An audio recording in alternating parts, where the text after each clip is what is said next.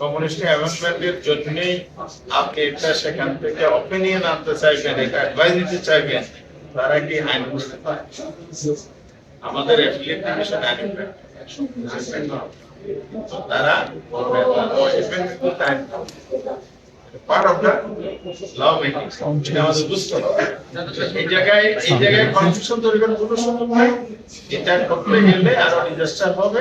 তার চাইতে বরং আজকে ঐক্যবদ্ধ কমিশন সেই জায়গায় যদি হয়ে যায় তাহলে দেশ সুন্দর একটি নির্বাচন পাবে, যথাসময়ে নির্বাচন করে আমরা নতুন বাংলাদেশ, নতুন রাজনৈতিক ব্যবস্থা, দেশটাকে গণতান্ত্রিক শাসন ব্যবস্থা পুনঃপ্রতিষ্ঠিত হবে, নির্বাচন সরকার।